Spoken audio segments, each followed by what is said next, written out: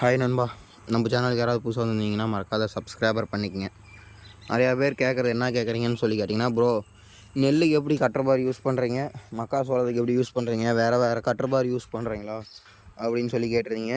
எந்த மாதிரி அப்படின்னு சொல்லிட்டு கேட்டிருந்தீங்க.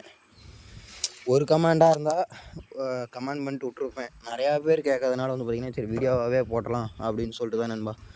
இப்போ வந்து பார்த்திங்கன்னா நண்பா, இதுதான் நண்பா, இந்த போல்ட்டெல்லாம் கழட்டிட்டு இந்த எல்லா ஆங்கில கழட்டிட்டோம்னா இந்த செட்டு ஊசி அப்படியே வந்துடும். இப்போ வந்து பார்த்திங்கன்னா இந்த பிளேடுக்கிட்ட இருந்து தான் இருக்கும். அப்படிங்கலன்னு வந்து பார்த்திங்கன்னா நெல்லுக்கு வந்து அப்படி யூஸ் பண்ணிக்கலாம். கட்டர் பார் ஆனால் நம்ம ஒன்று தான் வச்சு யூஸ் பண்ணிகிட்ருக்கோம் நண்பா. இந்த ஊசியை கழட்டிட்டு க்ரெஷரை மாற்றினா நெல் ஓட்டலாம். இது வந்து பார்த்திங்கன்னா இந்த ஊசியை மாட்டணும்னு வச்சுங்களேன், இந்த சைடு தகுடு, இந்த தகுடு இது எல்லாமே வந்து பார்த்திங்கன்னா கழட்டிடணும் நெல்லுக்கு போகவே. இது எதுக்காக மக்காசோளத்துக்கு இப்படி போட்டு ஓட்டோன்னு சொல்லி கேட்டிங்கன்னா, போட்டை வந்து கீழே உழுவாமல் இருக்குமே அதுக்கொசரம்னு வச்சுக்கிங்களேன். இதெல்லாம் இந்த இடத்துல எல்லாம் போல்ட்ருக்கு, இந்த இடத்துல ஒன்று, இங்கே ஒன்று, அப்புறம் இந்த இடத்துல ஒன்று.